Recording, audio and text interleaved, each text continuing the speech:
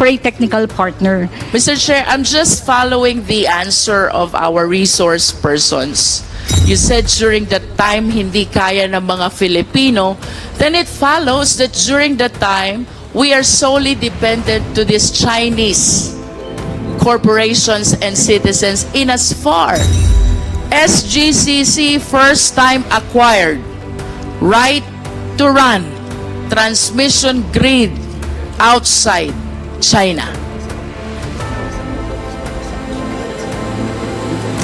This publication, from the perspective of China, totally rejects the position of the NGCP that the Filipinos are in control of the NGCP. Who controls NGCP? Is it the Filipino or the Chinese? Based on documents, sinasabi na Chinese.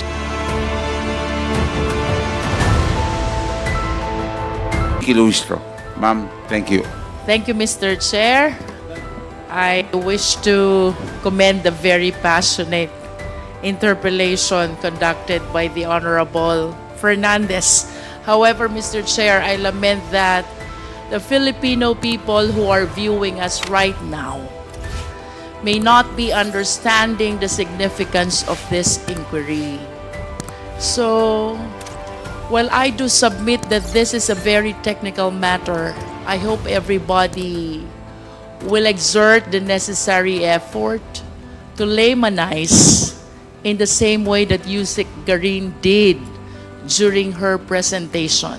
So before I proceed to my interpellation, Mr. Chair, I wish to request Yusek Garin to please enlighten the public. Ano po ba ang kahalagahan ng National Grid Corporation of the Philippines sa pagtaas ng presyo ng kuryente dito sa ating bansa? Mr. Chair. Mr. Chair. Mr. Chair. Yusek Garin. As a transmission by itself, kasi yun yung nagko-connect, di ba? So, kada parte ng electricity natin, may charges yan. Generation, transmission, and then distribution. So, ang generation, halos 50% yan. Transmission is a small amount. I don't know if it's 10%, ma'am. I'm not sure. I think even less. But, ang importance is not just the charges. The charges can still be lower kung ayusin siguro yung mga taxes or yung pag-pass on nila ng yung costing nila, no? But the more important impact of a delayed project is, halimbawa magpagawa ka ng, Mr. Chair, paggawa ka ng bahay. If you do it in 2010, it's cheaper rather than doing it in 2020. May inflation, umaakit din yung presyo. And that's what's the impact is to our households. Dahil mas mahal ang presyo ng proyekto, depende kung how ERC would treat that for their cost recovery. Pero nagiging mahal yung presyo, nagiging mahal din yung charges.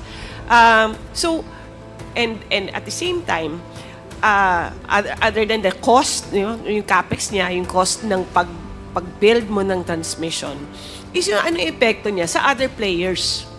You have two sides May generation, tapos kung sino nagkukonsumo. So sa nagkukonsumo, I think IMAP and Transco can explain that better kasi sila yung nagbabantay ng presyo and they monitor the market. But on the generation side, halimbawa, there are projects na tapos na siya. Ang epekto, and it cannot sell the electricity because it's not connected to the grid. Some generation companies actually build their own transmission na lang. So it's costing also our generation rates. So as a transmission by itself, their own charges, maybe the impact is not as big as we expect, no? Pero ang epekto ng instability of the grid has an effect on the distribution, on the demand side and the supply side, ma'am. In other words, Yusek Garin, is it correct to say For the viewing Filipino people, pag mataas ang cost ng transmission, mataas din ang presyo ng kuryente. And that is the reason why we need to regulate the operation of the NGCP, which is responsible for the national grid. Tama po ba, Yusek Green? Yes, yes, Mr. Chair. If it is in fact, I would go further. If the project is delayed, then umaakyat din yung presyo. So that's the effect to our people, ma'am. Thank you.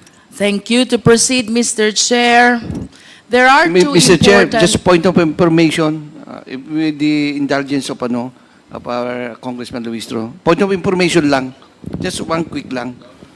Para kasi we're talking about the layman's po, no? Maraming nanonood sa ating mga Pilipino.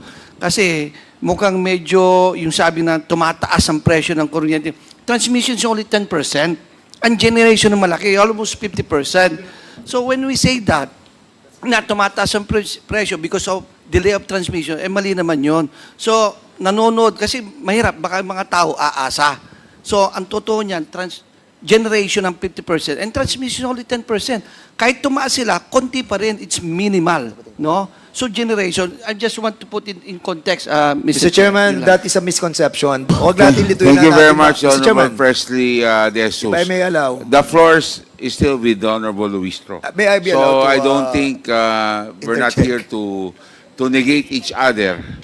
But these are questions and these are answers given by resource persons. Let's take it as this and let us discuss that in a Apology, Mr. committee Chair. level, My okay? apologies. But we're not here to, so we're not supposed to be arguing with each other. So it's clear that the answer is transmission definitely has an effect in the increase in the cost, regardless of the percentage. The argument is, meron bang increase pag ang transmission? The answer is yes. The Honorable Jinky, you still have the floor. Thank you, Mr. Chair. To proceed, there are two important constitutional provisions which must be raised pertaining to public utilities. That includes the NGCP. One is the ownership, that the same must be 60% Filipino-owned and 40% may be allowed to be foreign-owned. May I ask the NGCP, did you comply with this constitutional provision? Yes, Your Honor. Thank you. And the second important constitutional provision, Mr. Chair, is that the executive and managerial officers should be Filipino citizens. NGCP, did you comply with this constitutional provision? Yes or no? Yes, Your Honor. Having said that, Mr. Chair, I wish to raise the information I gathered from the reports and various documents. First, based on the 2024 GIS of the NGCP, the chairman of the same is a certain Guang Chao, a Chinese national. Does the NGCP confirm this? Please reply. Your Honor, we'll have to refer to our GIS for that. Yes, where's the GIS? You have a copy. The name Zhu Guangchao, described as Chinese, is designated as chairman in the 2024 General Information Sheet of the NGCP. Having said so, because the same is indicated in your document, do you maintain your position that the executive and managerial officers are Filipino citizens? Please reply, NGCP. Your Honor, based on our general information sheet, Please speak closer to the microphone. Speak I- louder. Mr. Chair, with all due respect, but I believe that the question is answerable by a yes or no only. Yes or no? Attorney San Diego, ang pagbabasihan lang po GIS, ha? Yes or no? The chairman of our board is Mr. Guancho. Okay, Chinese. Okay. Yes, yes. The answer is, Are you saying that you complied with the constitutional provision that the executive and managing officers should be Filipino citizens only, considering that your chairman is a Chinese citizen? Yes, Your Honor, our executive and managers are all Filipino. How do you consider a chairman of NGCP? Is it not a managerial or executive position?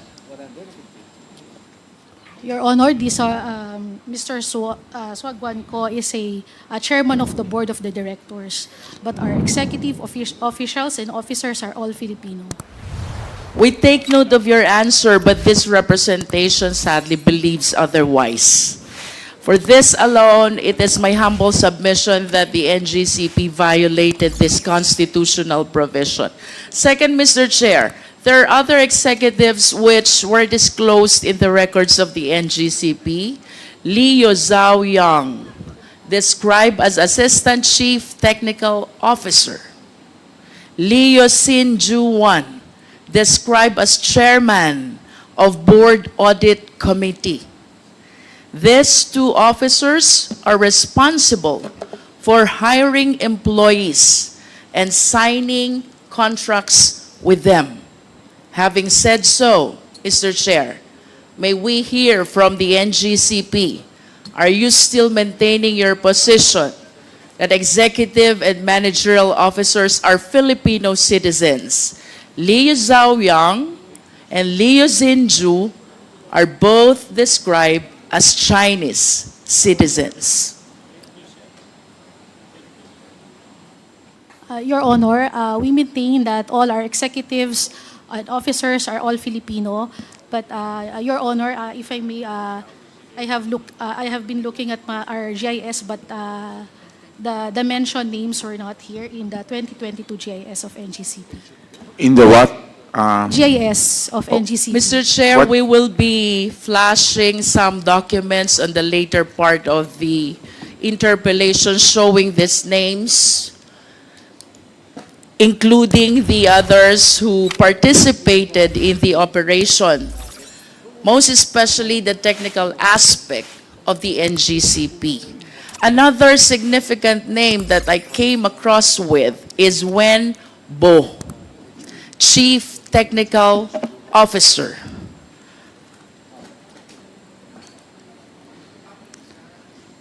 And he is described as well as a Chinese citizen, Mr. Chair. And with that, I wish to manifest, without asking any more the NGCP, that the operation is participated not only by Filipino citizens. Proceeding, Mr. Chair, I want to know more about this NGCP, so I wish to ask the NGCP, sino-sino po ba ang mga miyembro at ibang officers ng NGCP based on your GIS? May we request the Secretariat to please flash the 2024 GIS.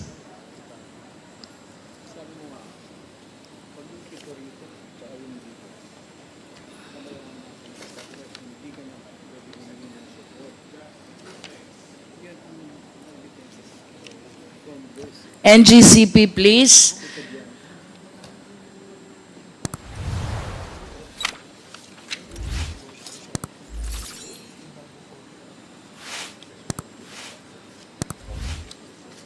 Of course, the document confirms Zhu Guangchao as the chairman of NGCP. And in addition to this Chinese national, we have also number 8, Yao Yusheng, Wang Lijin, Liusinwa, although their positions are not indicated in this GIS. Proceeding to our GIS on stock holdings, Mr. Chair. Kindly flash the next slide.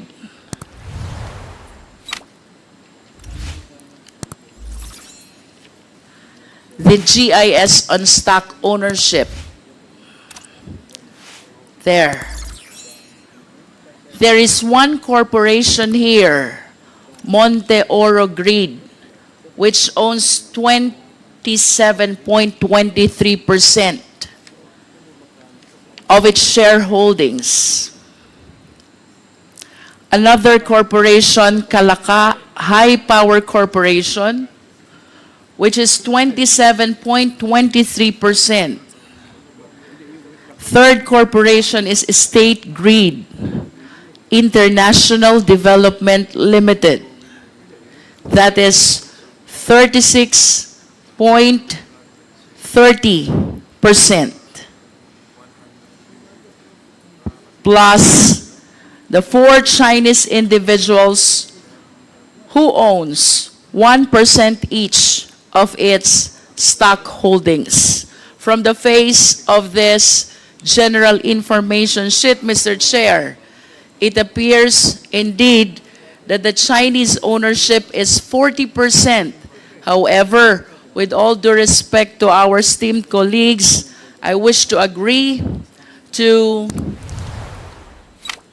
the honorable members who insisted on requesting for the GIS of the corporations who own shareholdings as well, in order to find out the extent of Filipino ownership, as it might affect as well the requisite ownership as imposed by the Philippine Constitution, and that is, to be specific, 60% Filipino-owned and 40% foreign-owned as may be allowed. And therefore, let this representation reiterate the earlier motion to Sestecum for the submission of the GIS of Monte Oro, Kalaka High Power, and if possible, the State Grid International Development. That is, if our intention indeed is to find out if there is full compliance with the requirement of the Philippine Constitution. Another corporation which GIS we want to request, as earlier requested, is the Synergy Grid Development Philippines, which owns 9.24% of the stock holdings of NGCP, Mr. Chair.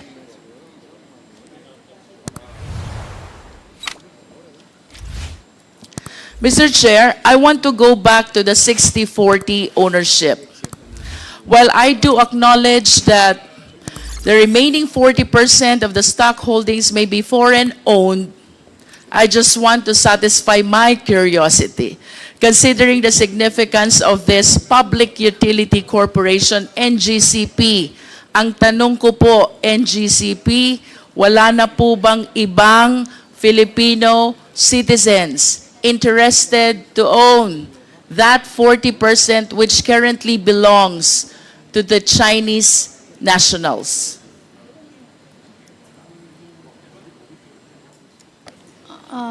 Your Honor, we do not have any knowledge or aware of it. May we know, NGCP, the primary reason why the NGCP preferred or allowed or opted to have this 40% be owned by Chinese citizens? Because the possibility, Mr. Chair, is that there are Filipino citizens or corporations as well who might be interested during that time, 2008, to acquire this 40% stock holdings of the NGCP.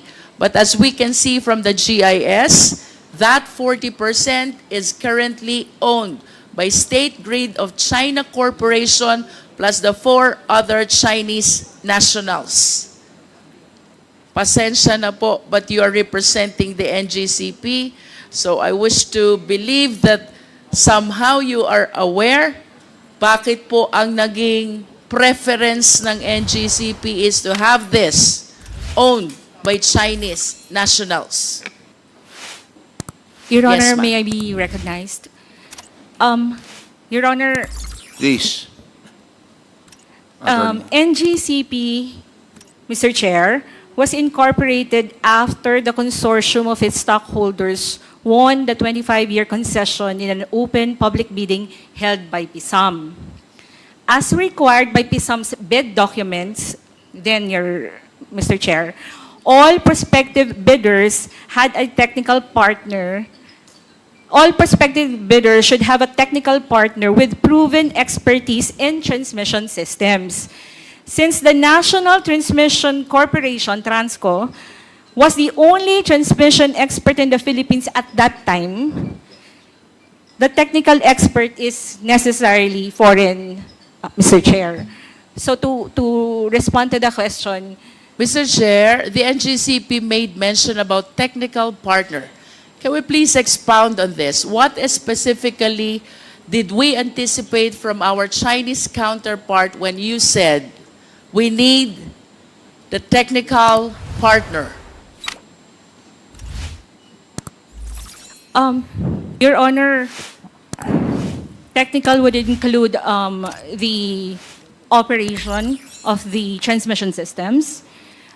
Operation? And as well as the systems operation, Mr. Chair. So transmission systems and the SO. And these aspects, Your Honor, transmission industry, Your Honor, is really, it's highly technical. Kanina po, sinabi nyo din, TRANSCO lang ang merong technical capacity, should I say, or resources. And that is why you relied on foreign ownership when it comes to technical part. To enlighten the public, NGCP, are you trying to say na ito pong technical part ng NGCP cannot be provided at all by Filipino citizens? Your Honor, yung konteksto po ng response ko was that from the beginning, and that nung nagbidding din po, nung panahon na yon, nung binid out din po ito ni PISAM, other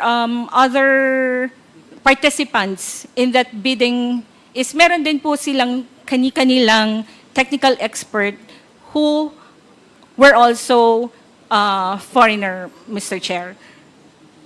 Right? So, kinakonteksto ko lang po, Mr. Chair, na kaya na hanggang ngayon, nagpapatuloy pa rin, Mr. Chair, yung composition ng NGCP. Let's go back to the time when NGCP was incorporated and applied for a franchise, because that's what you are referring to. You were saying during that time, the only company which has technical capacity is TRANSCO, and the other companies with technical capacity has foreign counterparts as well. Do you confirm that? Mr. Chair, because transmission, Please answer the question, NGCP. yes, I confirm.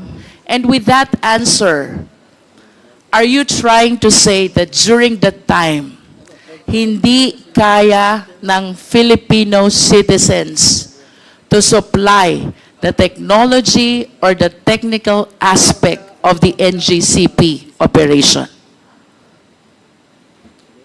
At that time, Mr. Chair, yes. At that time, yes. And of course, when you say technology or technical operation, That goes to the heart of the very operation of the NGCP. And you were saying hindi kaya ng mga Pilipino. Tama po ba ito, NGCP? At least during that time. During the time. At kung hindi ito kaya ng Pilipino during that time, then it follows during that time, we were solely dependent on our Chinese counterpart who owns the 40%. Yes or no? Mr. Chair, can I give a context? Because the bid document, Mr. Chair, requires for a technical partner. Mr. Chair, I'm just following the answer of our resource persons. We go back to 2008. You said during that time, hindi kaya ng mga Filipino. Then it follows that during that time, we are solely dependent to these Chinese corporations and citizens in as far as the operation of NGCP, a public utility corporation, which ownership and operation is protected by no less than the Philippine Constitution. Mr. Chair, kung sinasabi nating Pilipino, meron yung mga pong employees ni Transco na after na-incorporate na si NGCP at si NGCP na po ang concessionaire, yung ito pong mga employees na technical ng Transco has been assumed. So, However, Mr. Chair, even considering that they have Filipino employees, of course we understand that the citizenship of the corporation is determined by the extent of ownership of the owners. If the owners' majority are foreigner, then it is a foreign corporation. Otherwise, it is a Filipino corporation. If I may proceed, Mr. Chair. Another important information I came across with is the working group of NGCP. Ano po ba itong working group of NGCP? Mr. Chair, sorry, I missed like NGCP working group. Have you come across this? TWGs, Mr. Chair, but literally working group. I am aware of the technical working group of All each right. department. Please allow this representation to continue. Under the working group of NGCP, there are two important officers. One is Chairman Yuan Ming Jun. He is described as acting officer, acting chief technical officer. And another is alternate chairman, Chan Chang Wei. These two play significant role in the evaluation of bids and in making recommendation for the award of contract. May I request the Secretariat to please flash the document of first, Aurora Polanco project. Next is EB Magalona Bacolod project. These are all transmission projects. And third is the document pertaining to the purchase of site of Cebu, Panay, Negros project. Secretariat, please, at least to satisfy the committee that these two Chinese nationals under the working group of NGCP indeed did the evaluation of bids and the recommendation for the award of contract.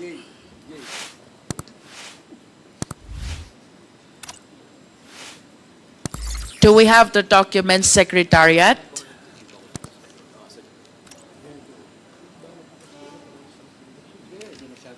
while we are waiting for their documents, I wish to add, Mr. Chair, that there's another Chinese national, this time Wen Bo. He is the chief technical officer associated as well with State Grid China Corporation. And he is the one who evaluated and recommended the expansion of Las Piñas Zapote project.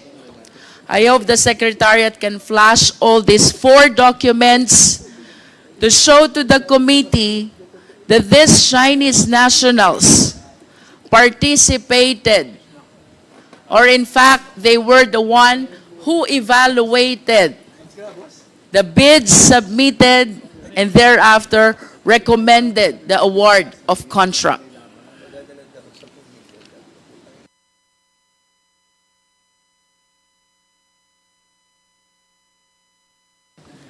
Considering the information, Mr. Chair, that this representation have relayed already, the chairman is a Chinese national. Other executives, Zhang Yu Wang and Xin Ju Wan, are both Chinese nationals. And then we have this working group of NGCP, Ming Jun, Cheng Wei, and a certain Wen Bo participating in the evaluation of bids, all Chinese nationals. And NGCP continue to maintain that the managerial and executive officers are Filipino citizens. Mr. Chair, I am prompted to ask for a complete rundown of the remaining key officials of NGCP, which the NGCP representatives, I hope, will provide at the soonest possible time. Mr. Chair. To proceed, Mr. Chair, NGCP, are you aware that the State Grid Corporation of China has its own publication? I am not aware, Mr. Chair. Secretariat, kindly flash the publication which says SGCC first time acquired right to run transmission grid outside China. This publication, from the perspective of China, totally rejects the position of the NGCP that the Filipinos are in control of the NGCP. Because as you can see from this publication, it is the SGCC itself which is claiming that for the first time they acquired right to run transmission grid outside China, referring to the National Grid Corporation of the Philippines. May we hear the comment of the NGCP?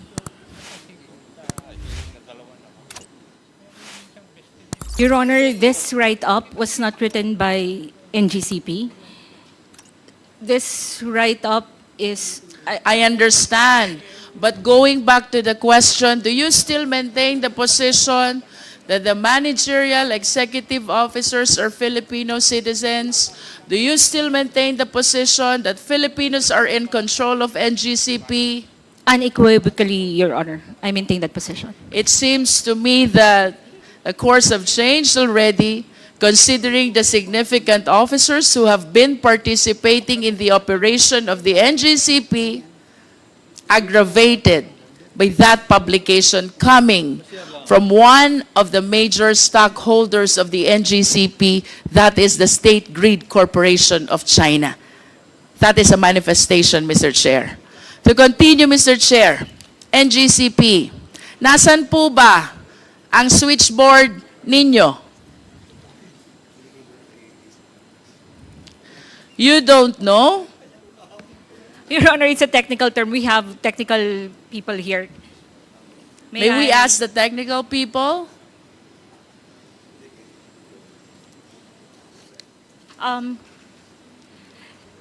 Your Honor, definition?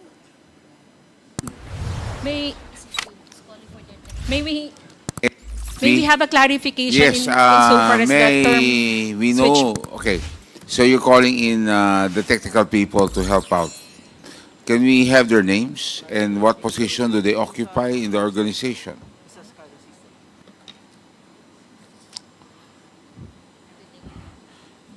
Sino po sila? Good afternoon. I'm Clark Agustin from the... Pakilakas lang po. Good afternoon, Your Honor. I'm Clark Agustin from the System Operations. If you're referring to the control From system... what? From what? System Operations. He taken his oath, Comsec, please take the oath of the, of Mark. Tumayo po kayo. Please raise your right hand. Do you swear to tell the truth, the whole truth, and nothing but the truth before this congressional inquiry, so help you God? Thank you. Sir, the question of the Honorable Luistro. Your Honor, if they're referring to the control system, our SCADA system, we have 3 control centers in the different regional grids. We have in Luzon, Visayas, and Mindanao. How many switchboard or control system do you have? 1 for each region, ma'am. So One for actually, each region. We have 3 control What centers. controls the switch or the control system per region? Meron ka pa bang main control that controls all the switch and the control system of all these regions? I believe yes. Yes, ma'am. We have the control center for each region, and then we have substations for the equipment level control. For the system level control, we use the control centers using our SCADA system. Where is the system control? From the control center, ma'am. Where is the control center? For Luzon, we have here in Diliman. For Visayas, in Banilad. And in Mindanao, in Cagayan de Oro. These control systems which you mentioned, they have the capacity to cause the blackout of electricity. Am I correct? Not to cause a blackout, but to control our transmission assets and If I want to substations. turn off the electricity, I just need to switch off the control system. Am I correct? 1 by 1 per equipment. You One can do by that. one. Yes, ma'am. We can control it remotely. So, kanina you mentioned about the main control. How many main controls do you have? We have a control center monitoring and controlling different equipment of the grid. How many main controls do you have? So we have a system, pag control po ma'am, not necessarily, as I get from your question, isang button, wala po siyang ganon. So kasi different parts po ng grid, different assets, different control.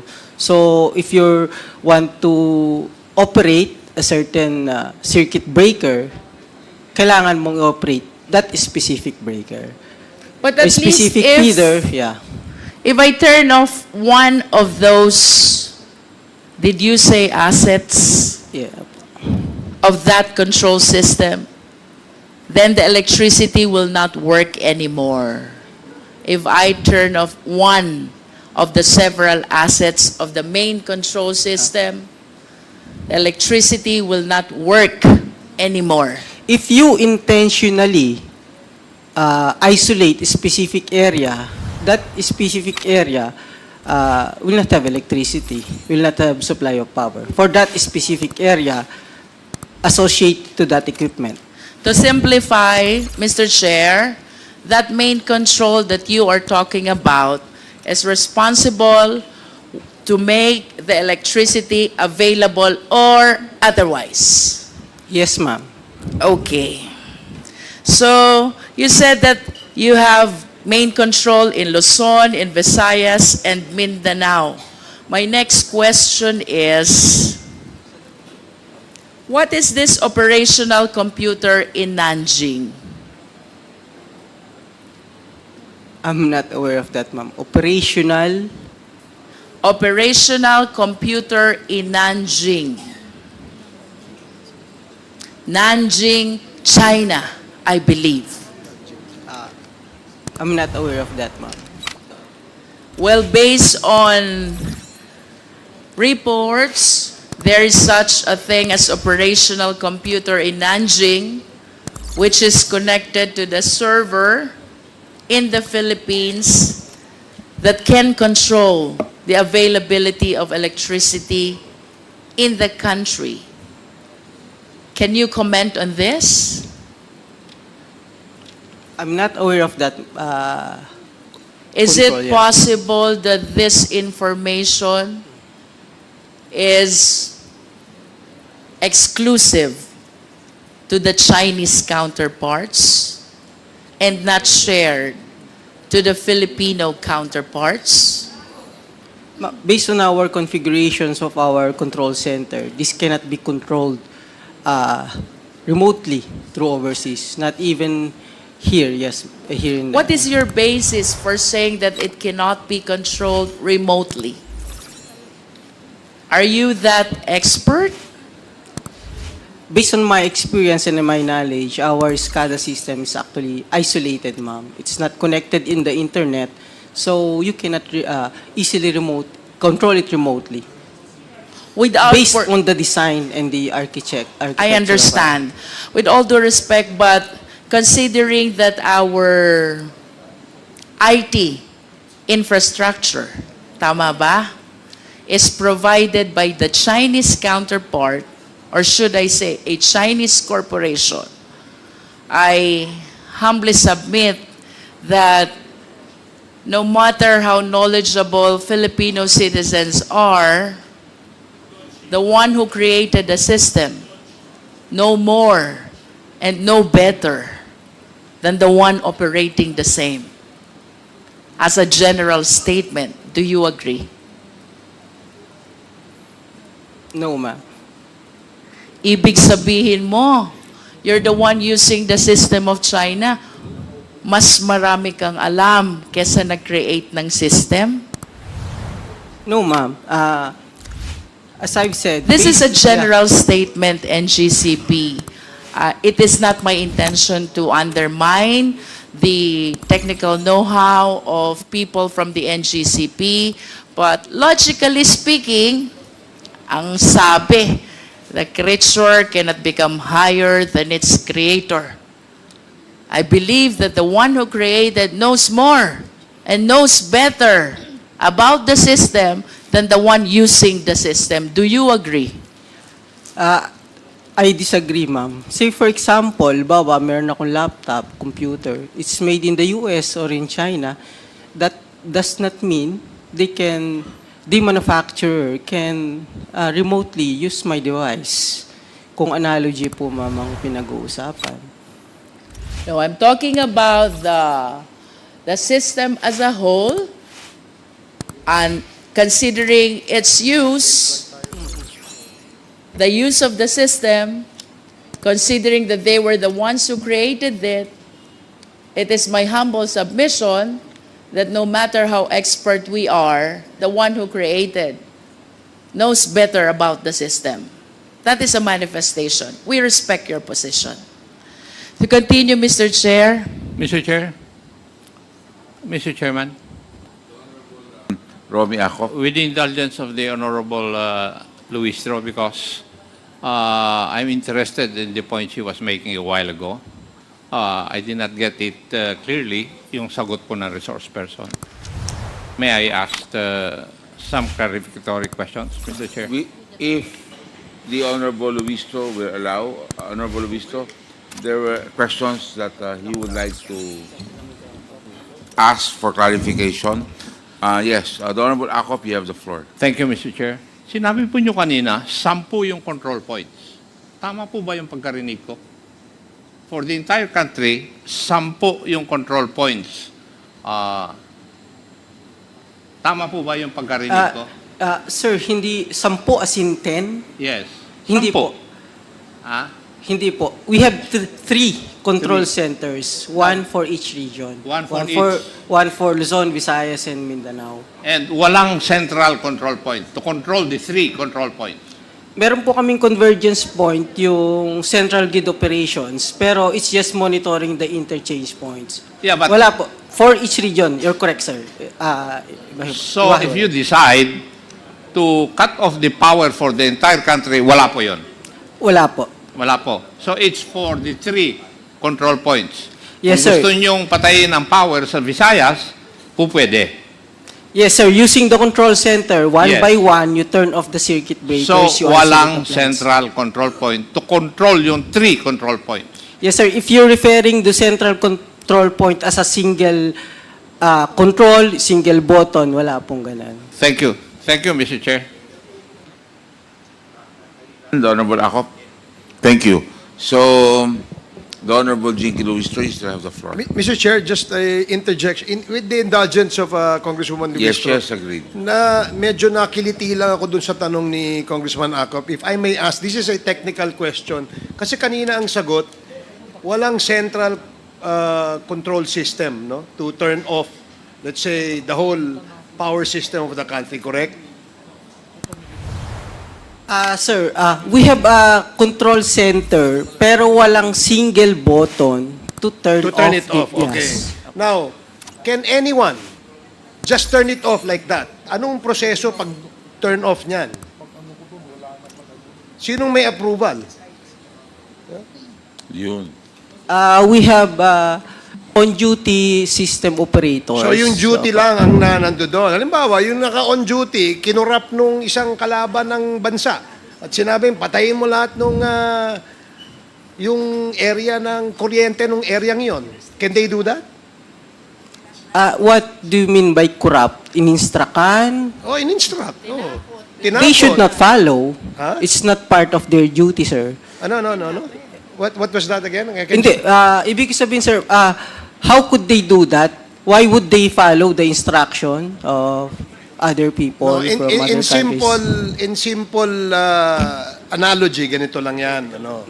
Sabi mo kasi, it can just be turned off just like that. Yes, sir. Di ba? Now, ang tanong ko, sino ang pwedeng magsabi i-turn off yan? At kung merong ganyang order, ano yung procedure o yung proseso para i-turn off yan? Yes, sir. We have procedures on how we operate our equipment and especially the grid. May mga responsibility po yung system operator as outlined dyan sa Hindi. Philippine Grid Code, and then meron kaming mga internal procedures. Okay, ganito na lang. Para doon sa mga nanonood. No? Halimbawa, kaya nga binigyan kita example Sabi mo yung duty, ano yun? Ang sabi mo? What did you say? The Yung duty? system operator on duty, meron po kaming System dispatcher operator na tinatawag. on duty. Siya ang may kapangyarihan para i-switch on or i-switch off yung power supply, correct? Yes, opo. Okay. Dahil siya on duty, tinakot ng isang terrorist group, no? Tinutukan, tinakot.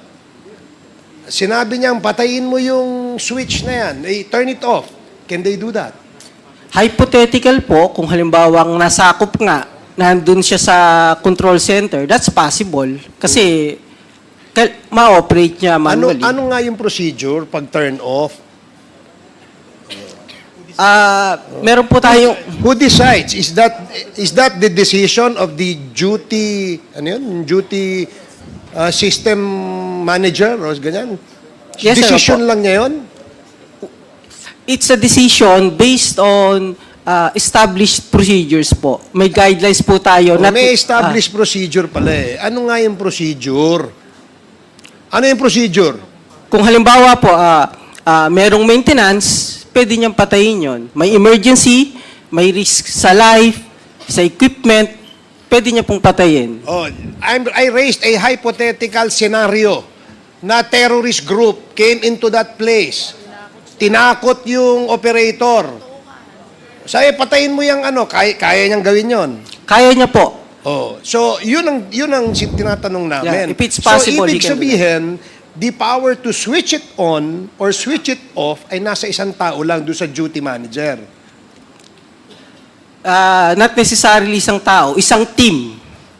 Usually po, 3 tao yung naka-duty. Isa, dalawa, tatlo. Ibig sabihin, nasa kamay lang nila ang desisyon. So, walang security feature. Wala man lamang safety measure or security measure to prevent that hypothetical scenario from happening. Is that correct?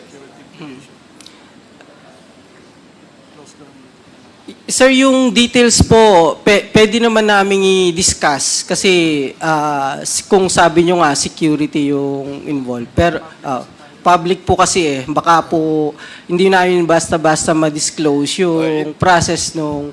Sige, let's not go into the details. Yun lang gusto namin malaman. Kung may isang, nasa kamay lang ng isa, dalawa, tatlong tao pala, pwede nang i-switch yun eh. Yes, sir. Alam mo, very critical yung issue that we are discussing here because one, bukod dun sa issue that Congressman Dan Fernandez raised and the chair raised, the question that actually needs answers is who controls NGCP?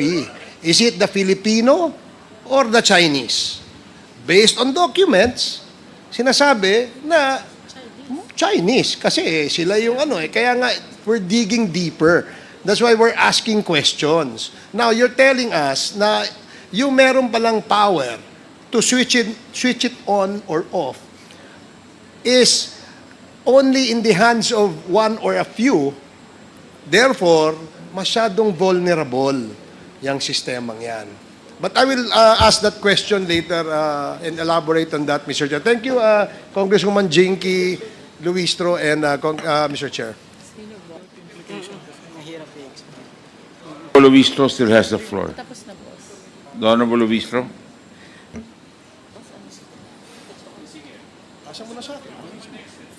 Mr. Chair, I came across this NARI, the one which provides the IT infrastructure of NGCP. Does NGCP confirm this? NARI. Mr. Chair, I am not familiar. May we place back on board the technical officer of NGCP. Mr. Clark Agustin, please take the chair of Attorney Malyari. Do you confirm that the IT infrastructure of NGCP is now NARI? For the IT, it's not NARI, but we have equipment branded as NARI. Okay. Yeah. Equipment is branded as Some. NARI, Some equipment, Some. not all, yes, ma'am. but you deny that IT infrastructure is NARI. I'm not sure about the specific brand of our IT. And it's not, I think not supplied by only one brand, ma'am. Mr. Chair, I wish to remind our resource person that he is testifying under oath. So, I hope you are giving truthful information to this committee. I understand that prior to NGCP, the IT infrastructure is ESCADA, a Filipino corporation. However, upon the assumption of NGCP, they converted to NARI, which is a Chinese corporation. Now, I wish to ask, what is the reason why you switched from ESCADA, a Filipino corporation, to NARI, a Chinese corporation? Ma'am, I would just like to clarify. IT is different from the ESCADA. So, ESCADA is our control system. That's our system control and Do you data still have that acquisition. ESCADA Yes, up ma'am. to now? Yes, ma'am. We have a SCADA. Yes. Are you still using ESCADA? Yes, ma'am. Actually, all power utilities uses SCADA to control their power system. If ESCADA has this capacity, Opo, SCADA stands for System Control and Data Acquisition. You use it to monitor and control the power system in the case of NGCP. and you're still using that, Yes, ma'am. We need the SCADA to control our power system. Then why resort to other Chinese corporations if SCADA has the capacity to provide the necessary technical aspect of the NGCP corporation? Why resort to NARI if SCADA is still dependable? Ma'am, our SCADA is just the tool. It's the system we use to control the power grid. So How about NARI? actually, the brand of our SCADA as of now is Mr. Chair, NARI. Mr. Chair, just a point of information para lang magkaintindihan. Hindi sila nagkaintindihan eh. If you will share clarification, Yes. okay, you're acknowledged. As a point of information, Mr. Chair, yung SCADA, ginagamit yun lahat sa mga public utilities, either distribution or transmission. Ang ibig sabihin lang ng SCADA, yung sinabi kanina, yung sistema. Pero yung mga mga equipment, pwede namang iba-ibang brand yun. SCADA is not a brand. It is a system of control. So, kung halimbawa, ikaw yung chairman ngayon, ikaw yung SCADA, ikaw nagko-control ng dito. But we can use different brand of equipments. So, yun lang yun. It is not a brand. It is a system, control system. Thank you very much, the Honorable Dago. The Honorable Jinky. Mr. Chair, I acknowledge that we are dealing with a very technical matter. So, to give opportunity to people who are not endowed with technical know-how, I wish to suggest, Mr. Chair, that we conduct an ocular inspection of the NGCP IT infrastructure, including the system, and perhaps we can invite experts to guide the committee members in evaluating whether this system are the one which really are in main control of the operation of the NGCP, one which is Chinese owned, or just equipments being used by Filipino citizens. That is a recommendation, a suggestion, Mr. Chair, from this humble representation. Noted. We will make the representation for us to be able to make an ocular.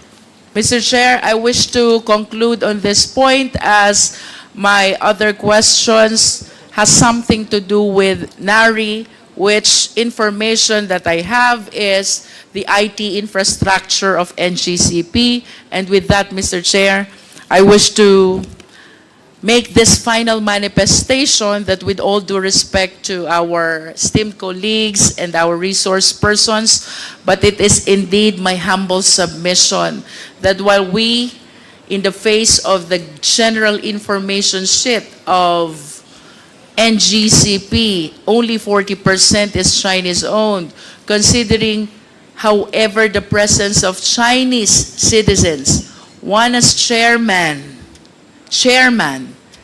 the other two as evaluators of bid, the other one as chief technical officer, and NARI, which I believe is Chinese IT infrastructure. It is my humble submission